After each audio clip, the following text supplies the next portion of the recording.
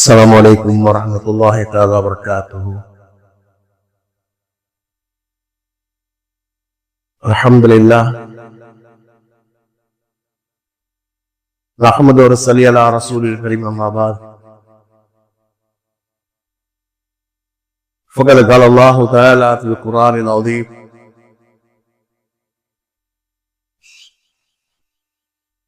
أعوذ بالله من الشيطان الرجيم بفضل بسم الله الرحمن الرحيم وعاشروهن بالمعروف صدق الله العلي العظيم وقال رسول الله صلى الله عليه وسلم خيركم خيركم لأهله وأنا خيركم لأهلي أو كما قال رسول الله صلى الله عليه وسلم.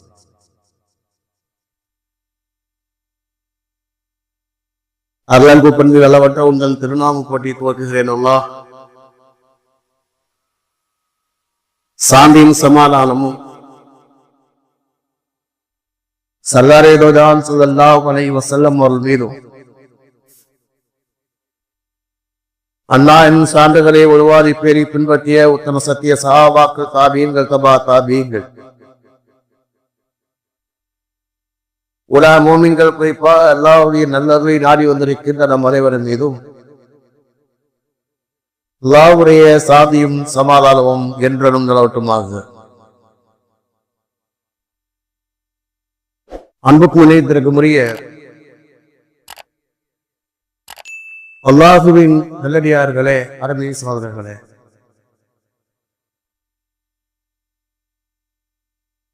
இந்த வார ஜும்மா பயானுடைய தலைப்பு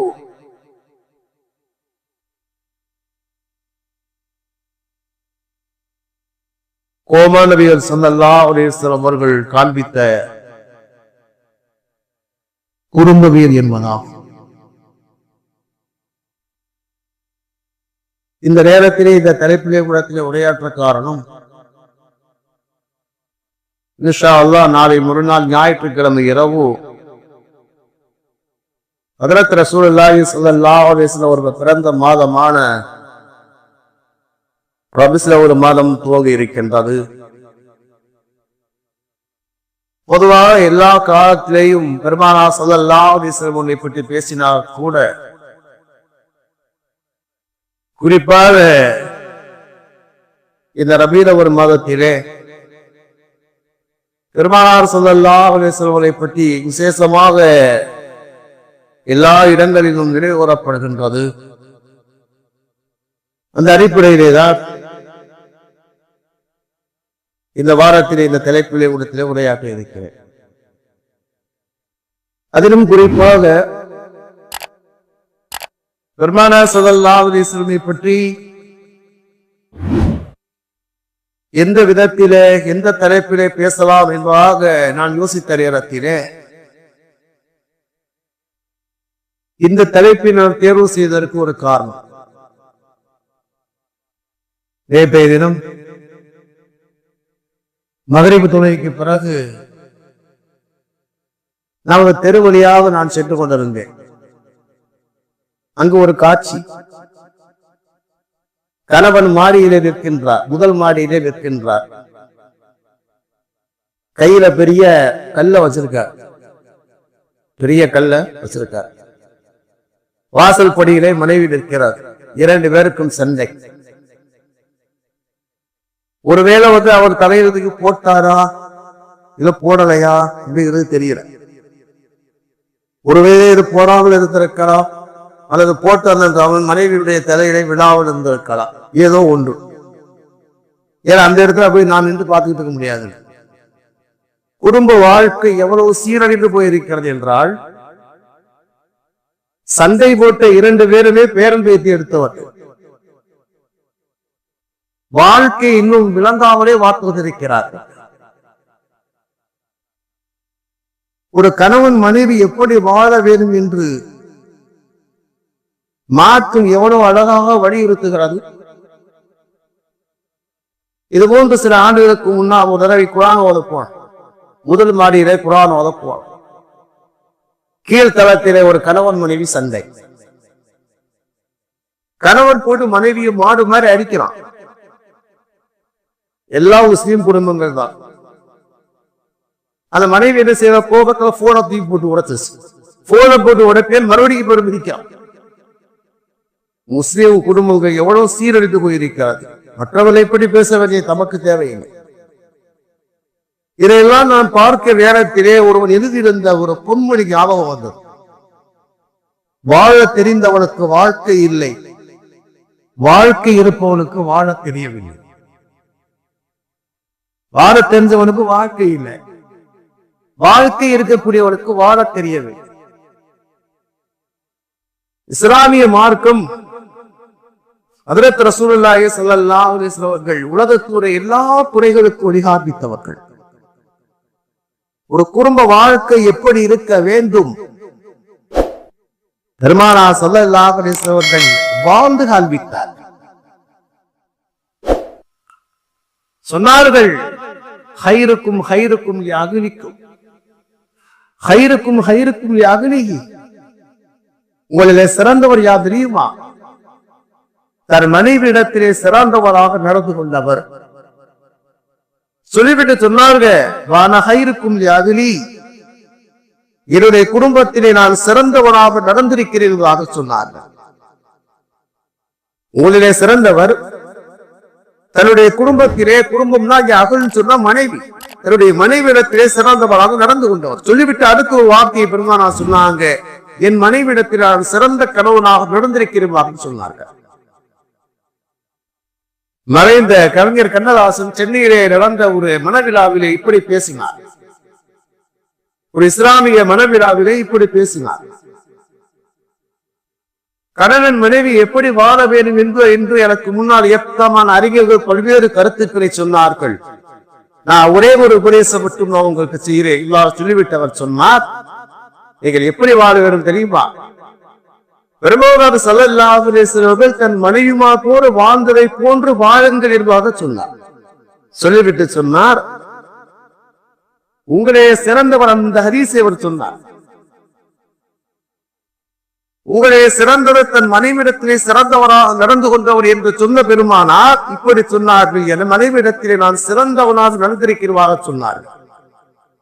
உலக வரலாற்றிலே என் மனைவிடத்தில் நான் சிறந்தவனாக நடந்து கொண்டேன் என்று சொன்ன ஒரே மனிதர், ஒரே தலைவர் பெருமானார் ஸல்லல்லாஹு அலைஹி வஸல்லம் மட்டும்தான். மற்ற யாரும் சொல்லவில்லை, சொல்ல முடியாது.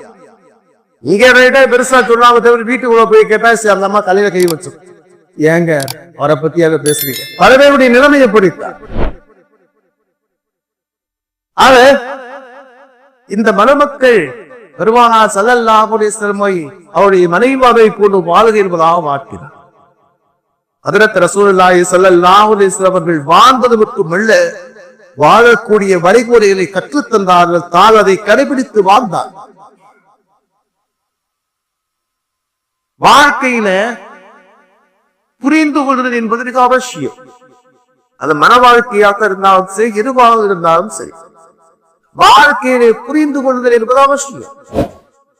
அழகாக ஒருவர் எழுதியிருந்தார், மாற்ற முடிவதை மாற்றிக் கொள்ளுங்கள், மாற்ற முடியாது ஏற்றுக்கொள்ளுங்கள் என்பதாக. கணவன் மனைவி இந்த இரண்டு பேருக்குமே பொறுப்பு. நீங்க நினைக்கலாம், என்ன வீட்டுல பொம்பளை என்னென்ன பாடுபடுத்தாமல் பெண்கள் பயானா இருந்தா அதெல்லாம் பேச முடியும். அவருக்கு சில வழிமுறைகளை மாற்றி சொல்லி தருகின்றது. கணவன் மனைவி இரண்டு பேருக்கு மத்தியிலே முதலாவது புரிதல் என்பது அவசியம். மனவாழ்க்கை சிறப்பா இருக்கிறது. அவர்களுடைய கேரக்டர் என்ன, குணம் நமக்கு என்ன, புரிந்து கொள்ளுங்கள் அவசியம்.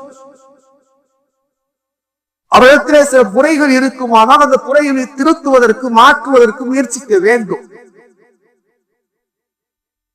அவரை மாற்ற முடியவில்லை என்று சொன்னால் ஏற்றுக்கொள்ள வேண்டும். அதுதான் வாழ்க்கை. நம்ம வழிக்கு இருக்காரு, ஏதோ வழிக்கு போயிட வேண்டியதுதான்.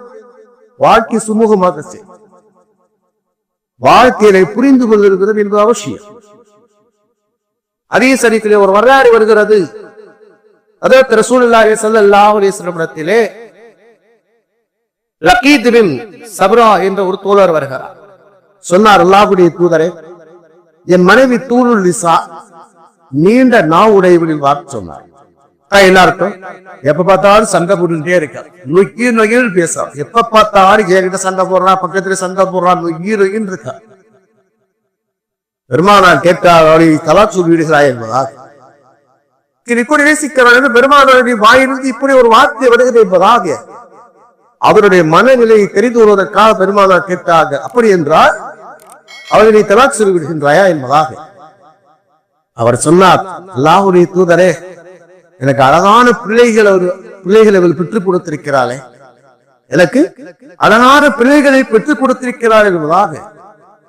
அப்போதான் ஹஜ்ரத் ரசூலுல்லாஹி ஸல்லல்லாஹு அலைஹி வஸல்லம் சொன்னார்கள், லா யஃரிகு முஃமினுல் முஃமினத்தன், ஒரு முஸ்லிமான ஆண் ஒரு முஸ்லிமான பெண்ணை தன் மனைவியை பிரிந்து விட வேண்டாம். என் கரிய மிகா செய்யும் ரதியபில்லா, அவரிடத்திலே ஒரு பிடிக்காத ஒரு விஷயம் இருந்தால் பிடித்த பண்பை கொண்டு பொருந்திக் கொள்வாக பெருமானார் சொன்னார். அப்ப என்ன அர்த்தம் அப்படின்னா, இந்த உலகத்திலே 100% ஓட்டியானவங்க யாரும் கிடையாது. மனவாழ்க்கை மட்டும் அழகா சொல்வாள், குற்றம் பார்க்கும் சுற்றம் இல்லையப்படாக 100% எல்லாமே எல்லா விஷயத்திலுமே பரபக்கா இருக்காது, சரியா இருக்காது யாரும் சொல்ல முடியாது. சில நேரத்தில் சில குறைபாடுகள் இருக்கத்தான் செய்யும்.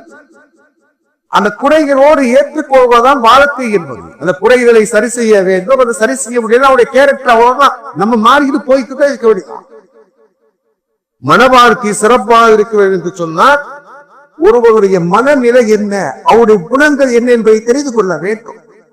அவருடைய குணங்கள் என்ன, பொதுவாக அவருடைய குணங்கள் என்ன விஷயம், இந்த நேரத்தில் அவர்கள் என்ன மனநிலையில் இருக்கிறார் என்பதை அறிந்து நடக்கிற நேரத்தில் வாழ்க்கை சிறப்பாக இருக்கும். ரெண்டு விஷயம், இயற்கையான கேரக்டர் ஒரு சில நேரத்துல நல்லவங்க தான் இந்த நேரத்தை செய்தா தலையில உட்கார்ந்திருப்பான். அதை நாம் புரிந்து கொண்டு வாழ்வோம் என்று சொன்னால் வாழ்க்கை சிறப்பாக இருக்கும். நம்ம மனைவி நல்லவதா, இன்னைக்கு நம்ம சைத்தான் தலையில உட்கார்ந்து இருக்கான் அப்படிங்கிற நம்ம நினைத்ததை பொருந்திக் கொள்றோம் என்றால் வாழ்க்கை சிறப்பாக.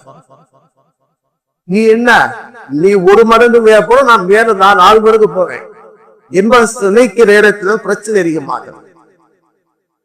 ஆயிஷா சொன்னார்கள், ஆயிஷாவே, என் மீது நீ சந்தோஷமாக இருக்கின்றாயா அல்லது என் மீது கோபமாக இருக்கிறாயா என்று எனக்கு தெரிவு சொன்னான்.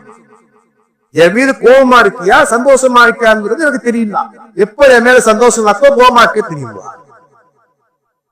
ஆயிஷா நாயகி கேட்டால், அல்லாஹ்வுடைய தூதரை எப்படி உங்களுக்கு தெரியும் என்பதாக. அப்போது பெருமானார் ஸல்லல்லாஹு அலைஹி வஸல்லம் அவர்கள் சொன்னார்கள்,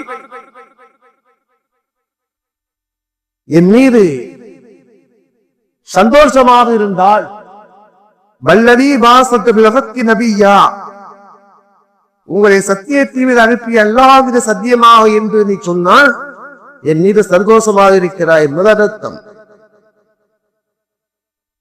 இப்ராஹிம் அலைஹிஸ்ஸலாமின் நபியாக அனுப்பி அல்லாஹ்விட சத்தியமாக என்பதாக நீ சொன்னால் என் மீது கோபமாக இருக்கிறாய் என்பது அர்த்தம் சொன்னாங்க. என்ன சொல்றாங்க? இப்ராஹிம் அலைஹிஸ்ஸலாமி நபியாக அனுப்பி அல்லாஹ்விட சத்தியமாக என்று ஒரு செய்தி சொல்ல ஆரம்பிக்கிறேன், என் மீது கோபமா இருக்குது அர்த்தம். என்னை நபியாக அனுப்பி அல்லாஹ்விட சத்தியமா என்று ஒரு விஷயத்தை சொல்ல ஆரம்பிச்சுன்னா என் மீது சந்தோஷமா இருக்கிறாய் என்பது. ஆயிஷா நாயகி சிரித்துக் கொண்டே சொன்னார்கள், உண்மையைத்தான் சொன்னீர்கள். சொல்லிவிட்ட அப்போது சொன்னார்கள், அல்லாஹ்வுடைய தூதரே, கோபமாக இருந்தால் உங்களுடைய பெயரைத்தான் உச்சரிக்க மாட்டேன் தவிர உங்களை ஒருபோதும் நான் வெறுத்ததில் வா என்று சொன்னார்கள். தன்னுடைய மனைவி இந்த நேரத்தில் என்ன மனநிலையில் இருக்கின்றார்கள் என்பதை அறிந்து நடக்கிற நேரத்தில் வாழ்க்கை சிறப்பாக இருக்கும். இது இரண்டாவது செய்தி. முதலாவது உங்களுக்கு நான் சொல்கிறேன், அவருடைய இயற்கை குணங்களை நீங்க அறிந்து அதுக்கு தகுந்தது மாதிரி பாருங்கள். இப்போது என்ன மனநிலையில இருக்கிறார்கள், அந்த பிறநிலையை அறிந்து நாம் சகித்துக் கொள்கிற நேரத்தில் விட்டுக் கொடுக்கிற நேரத்தில் வாழ்க்கை சிறப்பாக இருக்கும். சில நேரங்களிலே மூடாறு செய்தியாக நான் கூறுகிறேன், சில நேரங்களிலே அவர்கள் கொஞ்சம் கரடுகோடாக போல நடந்து கொள்ளலாம். அந்த நேரத்திலே நான் பொறுமை காப்போம் என்று சொல்ல வாழ்க்கை சிறப்பாக. அவர்களை கருணமுடனாக பேசலாம், நடந்து கொள்ளலாம். பொறுமையாக இருந்தால் விட்டுக் கொடுத்தால் விட்டுக் கொடுப்போம் கெட்டு போக இல்லை. பல குடும்பங்களிலே பிரச்சனைக்கு காரணம் ஈகோ தான். உனக்கு நான் மட்டமில்லை, இருக்கை மட்டமில்லை. இன்று எல்லோரும் படித்து விட்டார்கள், எல்லோரும் வசதியாக இருக்கிறார்கள், எல்லோருக்கும் குணங்கள் பற்றவில்லை. படிப்பறிவு குறைந்த காலத்திலே, வசதிகள் குறைந்த காலத்திலே முயற்சி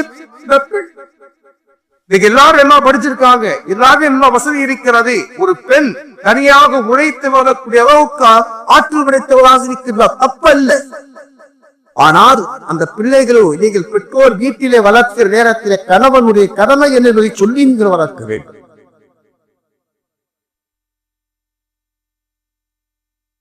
சில நேரங்களிடத்திலே அப்படிப்பட்ட குணங்கள் இருந்திருக்கின்றது. வரலாற்று செய்தி வரும், ஆயிஷா நாயுடைய வீட்டிலே பெருமானாரே இருக்கிறார்கள். அந்த நேரத்திலே ஹஜ்ரத் ரசூலுல்லாஹி ஸல்லல்லாஹு அலைஹி வஸல்லம் அவர்களுக்கு ஒரு இனிப்பு பொருள் வருகிறது. யாருடைய வீட்டிலிருந்து வருகிறது? மைமூனா ரலியல்லாஹு அன்ஹாவுடைய வீட்டிலிருந்து ஒரு இனிப்பு பொருள் வருகிறது. அவங்க ரசூலுல்லாஹுடைய மனைவி தான். அவங்க என்ன நினைச்சாங்க, நம்ம ஒரு இனிப்பு பொருள் செய்யறோம், ரசூலுல்லாஹுக்கு இனிப்பு ரொம்ப பிடிக்கும், கொடுத்து விடுவேன், வா கொடுத்து விடார். ஆயிஷா ராய் என்ன செய்யறாங்க பாக்குறாங்க, பணியாளர் வந்து கொடுக்கின்றார். பணியாளர் கொடுக்கிற நேரத்தில் என்ன செய்யறாங்க, பணிப்பெற வந்து கொடுக்கிற நேரத்தில் என்ன செய்யறாங்க, ஆயிஷா ராய் ரசூலுல்லாஹுடைய மனைவிதான். அவங்க என்ன நினைச்சாங்க, நம்ம ஒரு இனிப்பு பொருள் செய்யறோம், ரசூலுல்லாஹுக்கு இனிப்பு ரொம்ப பிடிக்கும், கொடுத்து விடுவேன், வா கொடுத்து விடார்.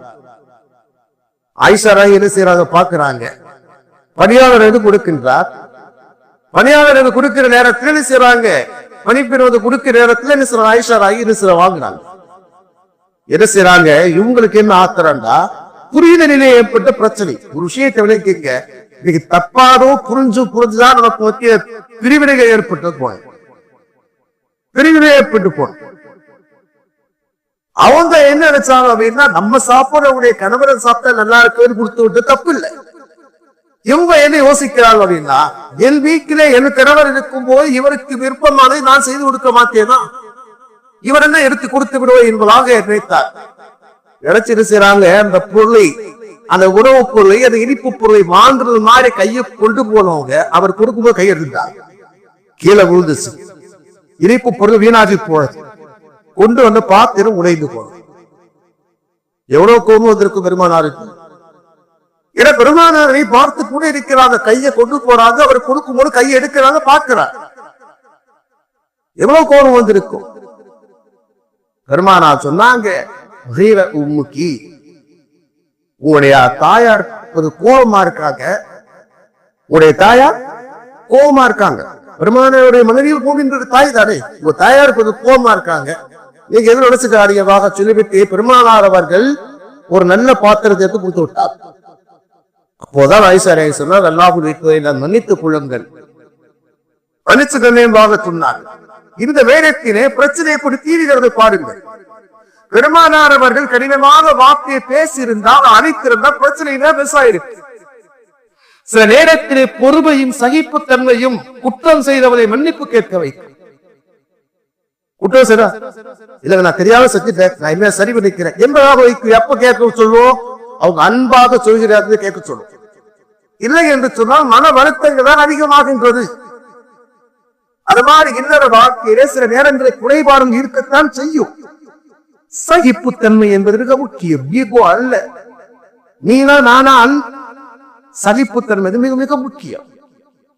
பெருமானார் சொன்னாங்க, பெண்களில் கோணர்களாம் எழுமிருந்து படைக்கப்பட்டவர்கள். ஒரு ஹதீஸ்ல சொல்லுகிற நேரமாய்ப்பு, கோணல் எழுமிருந்து படைக்கப்பட்டவர்கள். அவங்களை நீங்க அப்படியே விட்டுத்தீங்கன்னா அப்படியே போயிருவாங்க. ரொம்ப சரிபார்ந்து முடித்து போவாங்க. அதனால அவரை அப்படியே விடவும் கூடாது. அதே நேரத்தில் அவர் எப்படி நம்முடைய கண்ட்ரோலுக்கு கொண்டு வர முடியுமோ வேண்டுமோ அப்படி கொண்டு வர. இல்லற வாழ்க்கைக்கு அடிப்படை என்பது அன்புதான். அன்புதான் அடிப்படை. அன்பின் மூலமாக இந்த உலகத்தில் எல்லாம் சாதிக்கிற மன வாழ்க்கை மட்டும் இல்லை. ஒரு நிர்வாகமாக இருந்தாலும் சரி, அது கடைக்கு நிர்வாகமாக இருந்தாலும் சரி, எந்த நிர்வாகமாக இருந்தாலும் சரி, அன்பின் மூலமாக சிரித்த முகத்திலே நல்ல வார்த்தைகளை பேசி இந்த உலகத்திலே சாதிக்க முடியும். முடியாதுங்கிறவர்கள் கிடையாது. அந்த நேரத்திலே புரிந்து கொண்டு சில நேரத்திலே அன்பு செலுத்துகிற நேரத்திலே, சில நேரத்திலே அமைதி காக்கிற நேரத்தில் சாதிக்க முடியும். புரிதல் என்பதுதான் மிக அவசியம். அஹ்மது பின் ஹம்பல் ரஹ்மத்துல்லாஹி அலைஹி பெரிய அறிஞர் அஹ்மது பின் ஹம்பல் அவர்கள் இன்னைக்கு சவுதி போன்ற நாடுகள் எல்லாம் ஹம்பலி மதுஹபை தான் பின்பற்றுகிறது. அரபாந்தனுடைய மிகப்பெரிய உலமா பெருமக்கள் எல்லாம் ஹம்பலி மதுஹபை சார்ந்தவர்கள். அப்பதான் அவங்க அரபு நாட்டுக்கு இமாமாக்கான எவ்வளவு பெரிய அறிஞராக இருப்பாங்க. அவங்க ஹம்பல அவருடைய மனைவி இறந்த போது அழுதுட்டே இருந்தான். மனைவி இறந்த போது அழுதுட்டே இருந்தான். உடைய நண்பர்கள் மாணவர்கள்லாம் சொன்னாங்க, ஏங்க அழுதுகிட்டே இருக்கீங்க, பொறுமையா இருங்க, உங்களுக்கு வேண்டாம் வேற நிக்கா செஞ்சு வைக்கிறோம் பாபே. அவங்க சொன்னாங்க, என் மனைவியோடு நான் 20 ஆண்டுகள் வாழ்ந்திருக்கிறேன். என் மனைவியோடு 20 ஆண்டுகள் வாழ்ந்திருக்கிறேன். வாழ்க்கையில எத்தனை வருஷம் வாழ்ந்தது முக்கியம் அல்ல, எப்படி வாழ்ந்தோம் என்பதுதான் முக்கியம். 20 ஆண்டுகள் நாங்கள் வாழ்ந்திருக்கிறோம் கணவன் மனைவியாக. ஒரு தடவை கூட நாங்க சண்டை போட்டது என்பதாக சொன்னாங்க. எப்படி அவனை நான் மறக்க முடியும்? 20 வருஷம் நான் வாழ்ந்து ஒரு நாள் கூட சண்டை போட்டதே இல்லையே, எப்படி அவளை மறக்க முடியும்? நண்பர் ஆச்சரியப்பட்டு போனார். ஒரு தடவை போய் சண்டை போடுறியா? எப்படி சொன்னார்கள், அவள் சத்தமாக பேச ஆரம்பித்து விட்டால் நான் அமைதியாகி விடுவேன். நான் சத்தமா பேசிட்டு இருந்தா அமைதியாகி விடுவான். வாழ்க்கை முடிந்து பிரச்சனை முடிஞ்சு நாங்க சத்தமா பேசினா வாழ்க்கை போயிடுவான். அப்ப நேரத்தில் செய்வா கொஞ்சம் கடப்பாடு கொஞ்சம் கத்துனா அப்படின்னு நான் எதிர்த்து போயிடுவேன். வாழ்க்கை சிறப்பாக புரிதல் தான் மிக முக்கிய வாழ்க்கையில. அந்த முறையுமாறு சில நேரத்தில் அப்படிலாம் நடந்தது உண்டு. அவனை எப்படி திருத்த வேண்டுமோ அப்படி திருத்த வேண்டும். சில நேரத்தில் நான் அவருக்கு அறிவுரை சொல்லி திருத்த வேண்டும். அப்படி இல்லை என்றால் யாரிடத்திலே சொன்னால் அவர் திருந்துவார்களோ அவரிடத்தே சொல்லி திருத்த வேண்டும். நோக்கம் என்பது யாரும் இழிவுபடுத்துவோராக இருக்கக்கூடாது. ஒரு 2 நாட்களுக்கு நான் காலை பயானிலே கூட நான் சொன்னேன், குறைகள் அற்ற மனிதன் இல்லை, குறைகளை திருத்தலாம், யாரையும் அவமானப்படுத்த என்ற நோக்கம் இருக்கக்கூடாது. நாம் பிறரை அவமானப்படுத்த நீத்தால் நம்மை அவமானப்படுத்தி விடுவோம். ஆயிஷா ராய்க்கு ஒரு வேளை சத்தம் வருகிறது. ஆயிஷா ராய் கொஞ்சம் கோவமா பேசுறாங்க. பேசும்போது ரசூலுல்லாஹ்க்கு நாம் ஒரு சைத்தான் அடக்குனார். கோபம் சைத்தான் அடை கூட நாம் ஒரு சைத்தான் அடக்கு டக்குன்னு சொன்னாலும் உங்க சைத்தான் அடக்குன்றான். உங்க சைத்தான் அடக்குங்க. இதுக்கு மேல பேசி புரோஜனம்.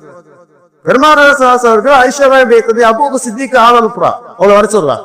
அந்த பிறகு சொன்னாலும் உங்க மகனுக்கு கொஞ்சம் அறிவுரை சொல்லுவா, எங்களுடைய ஒரு பிரச்சனை கொஞ்சம் அறிவுரை சொல்லுங்க. என்ன நடந்துச்சுன்னு அபூ சித்திக்கு கேட்கிறாங்க. அப்ப ஆயிஷா ராய் சொல்றாங்க, நான் தான் முதல்ல சொல்லுவேன். அப்போ சித்திக்கு கோபம் வந்துருச்சு. கோபம் வந்துருச்சாலும் ஓகே அரைஞ்சிட்டாங்க. சொன்னாங்க, பெருமானார் ஸல்லல்லாஹு அலைஹி வஸல்லம் முன்னாடி நீ பேசுறதுறியா என்ன நடந்துச்சு நான் கேட்கிறேன் அப்படிங்கிற முதல்ல யார் சொல்ல வேண்டும்? பெருமானார் சொல்ல வேண்டும். அதனை முந்தி நான் தான் சொல்லுவாங்க, நீ கூறுகிறாயா? பெருமானாரை முந்தி பேசுகிற அளவுக்கு ஒரு தைரியம் தரவோ இறந்துட்டாங்க. பெருமானார் சொன்னாங்க, அபூபக்கர் சித்திக் அவர்களே, உங்களை வரவழைத்தது சண்டையை தீர்ப்பதற்காகத்தான், சண்டையை வளர்ப்பதற்காக அல்ல. அப்பொடியாதர்கள் முன்னால சொல்றாயிருந்தா என்ன என்பதாக நீங்கள் விசாரித்து நீங்கள் சொல்ல வேண்டிய தவறுங்களா? எனக்கு முன்னாள் ஒரு மனைவியை அடித்தது தவறு. நீங்க போயிருந்த நாங்களே சேர்ந்து கொள்கிற ஆஸ்திரேலியா சந்தேகம் சேர்ந்துட்டான். இப்போது நாங்க சேர்ந்து கொள்ள பெருமானார் தன் மனைவியோடு சேர்ந்து கொண்டா உடனே சேர்ந்துட்டான். சேர்ந்துட்டு சொன்னாங்க, பத்தியாத கிழவரை நான் இப்படி அனுப்பிவிட்டு பார்த்தாயா என்று சொல்லி பெருமானார் உடனே தன் மனைவியோடு சேர்ந்து சிரிக்கிறார்கள். அப்ப வெளியில அபூ சித்திக் உள்ள வர்றாங்க. சொன்னாங்க, சண்டையிலே நீங்கள் சண்டையில என்னை சேர்த்தீர்கள், இப்போது சமாதானத்தினுடைய சந்தோஷத்திலே சேர்த்துக் கொள்வதாக சொன்னாங்க.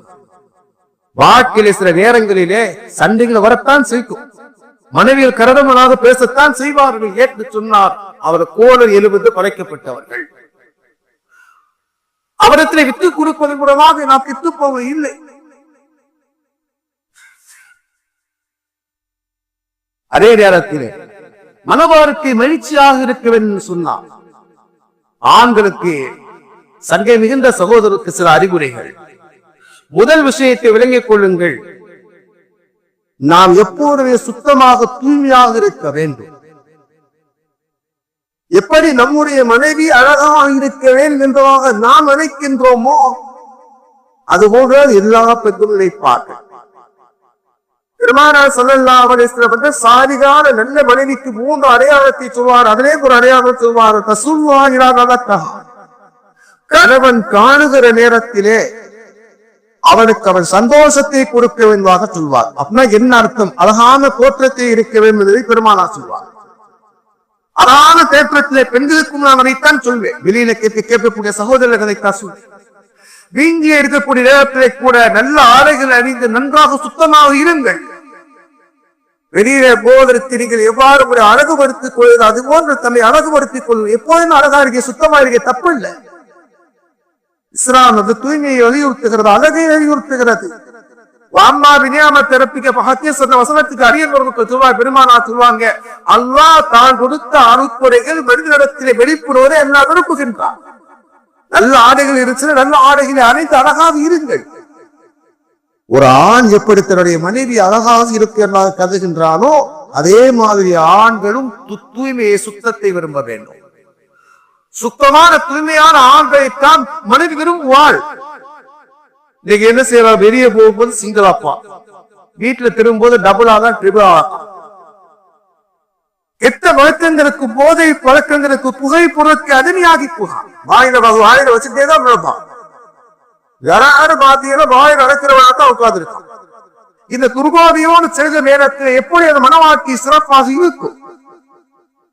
ஒரு நாட்டு நாறுவதனால பெண்கள் கண்டாவே ஒரே நாட்டு நாரி தொழில். அப்ப என்னத்த போய் பேசுறீங்களா? ஹஜ்ரத் ரசூலுல்லாஹி ஸல்லல்லாஹு அலைஹி வஸல்லம் அவர் வீட்டுக்கு வந்தார். என்ன செய்வார்கள்? ஆயிஷா நாயகத்திலே கேட்கப்பட்டது. ஆயிஷா சொன்னார்கள், பெருமாள் வீட்டுக்கு வந்தால் 3 காரியத்தை செய்வார்கள்.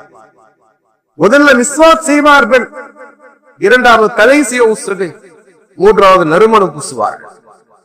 ஹஜ்ரத் ரசூலுல்லாஹி ஸல்லல்லாஹு அலைஹி வஸல்லம் இயற்கையான நறுமணம் உடையவர்கள். அவர் மூத்தார் இருந்த நேரத்தில் கூட பெருமானாருடைய சொன்னார், திருத்த ஹய்யோ மையித்தா, அல்லாஹுடைய தூதரே, நீங்க ஹயாத்தோடு இந்திய இருந்த போது எப்படி நறுமணம் கமழ்ந்தீர்களோ அது மாதிரி ஊத்தா இருக்கிற இடத்திலே கூட நறுமணம் கமழுகிறீர்கள். மனிதன் கூட ஆரம்பித்து விடும். ஒருவன் கூடத்திலே கேட்கப்பட்டது, உலகத்திலே உலகத்திலே உயர்ந்த நறுமண பொருள் என்கிறார் ஒரு கேள்வி கேட்கப்பட்டது. அவன் பதில் சொல்லி நான் உயிரிழவாக இருந்தான். ஏன் தெரியுமா? உயிர் நிமிக்கிற ஆகாரத்தினால் தான் இந்த உடம்புல நறுமணம் இருக்கிறது. இந்த உயிர் போயிருச்சாவே கேட்டா துர்வாரா வச்சு என்ன சென்று அடிச்சாலும் கூட ஒரு துர்வாரையில் ஏற்பட்டு விடும். பெருமானார் அவர்கள் ஹயாத்தோடு இருந்த போது எப்படி நறுமணம் கமழ்ந்தார்களோ மூத்தாகி இருக்கிற இடத்தை போல் நறுமணத்தோடு இருந்தார். அப்படிப்பட்ட பெருமானார் நறுமணம் இந்த தலைப்பிலே நிறைய செய்தி இருக்கிறது. இந்த வியர்வை கூட நறுமணமாக இருக்கும். எடுத்து வைத்திருப்பான் யாரு வரக்கூடியவர்களுக்கு அதான் அத்தர்பா பேசுவாங்க. பெருமானார் என்ன செய்வாங்க? முஸ்லிமுடைய வீட்டுல போய் என்ன செய்வாங்க? படுத்திருப்பாங்க. வியர்வை பதியும் வியர்வை புடுவையில எடுத்து வச்சிருப்பாங்க. யாராவது வீட்டுக்கு வர கொடுக்கக்கூடிய நறுமணம் தெரியுமா? பெருமானாருடைய வியர்வை. பெருமானாருடைய வியர்வை கூட நறுமணம். அப்படிப்பட்ட பெருமானாருடைய வீட்டுக்குள்ள வரும்போதே செய்யறாங்க, நறுமணம் பூசுகிறார்கள். சொன்னா என்ன செய்யறாங்க? தண்ணி அழகுபடுத்தி கொள்கிறார்கள், தண்ணி சுத்தப்படுத்தி கொள்கிறார்கள். சுத்தமான பெண் ஆணைத்தான் பெண்ணுக்கு பிடிக்கும். அது மாதிரி அது மனவாக்கிய எழுச்சியா இருக்கிறதை கேட்ட இன்னொரு செய்தி, அந்த மனைவிடத்தில் மனவிட்டு பேச வேண்டும். பேசணும். அவருடைய மனசுல என்ன இருக்கக்கூடிய விருப்பங்கள் என்ன இருக்கு பேசணும். நான் ஒரு கம்பெனி நடக்கிறேன், அந்த கம்பெனி கூட அன்பாக இருந்தாக்க சிறப்பா இருக்கு.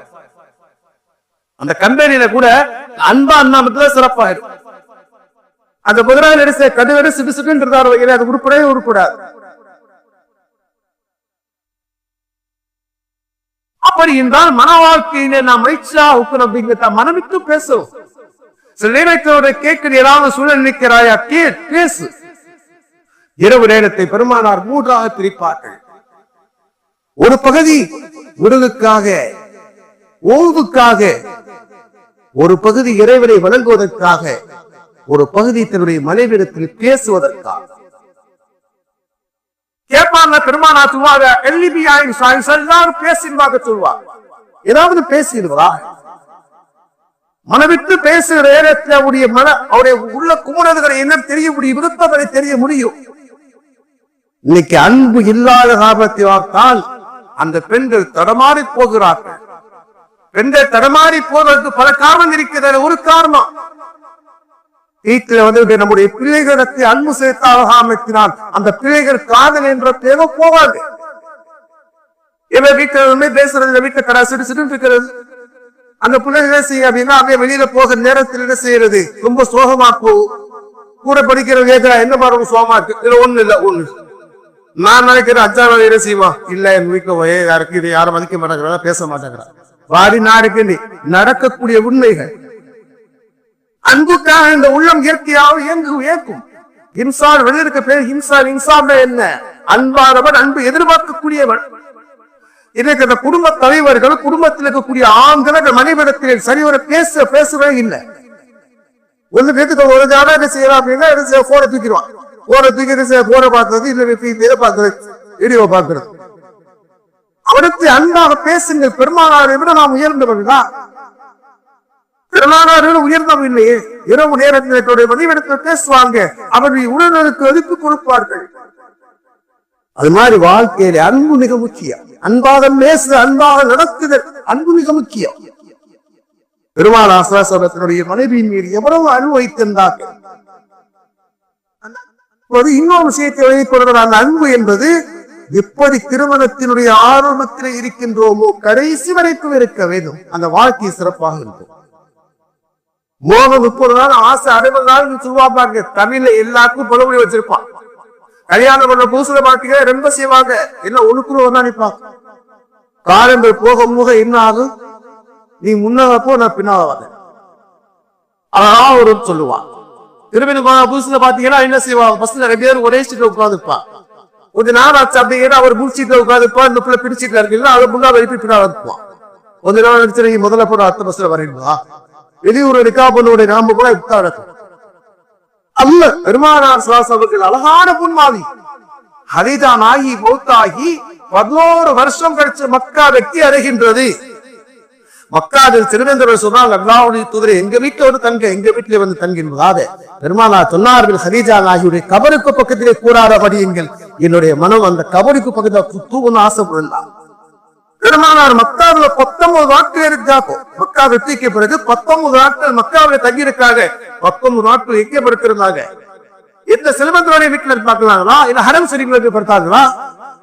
ஹதீஜா நாயகியுடைய கபருக்கு பக்கத்திலே ரசூலுல்லாஹ் படுத்தாங்க சொன்னார். உலகத்திலே எப்படிப்பட்ட தலைவர் நம்முடைய தலைவர், நான் பேருக்கு பெருமானாருடைய பெரிய தலைவரிமாக சொல்லிக் கொடுக்க என்ன இருக்கிறது? பெருமானாருடைய வாழ்க்கையில் படியுங்கள், கடைபிடியுங்கள், வாழ்க்கை சிறப்பாக இருக்கும். ஒரே விசால வாரத்தில் கூறியதை கேட்டவரை தெரிவிக்கிறார்.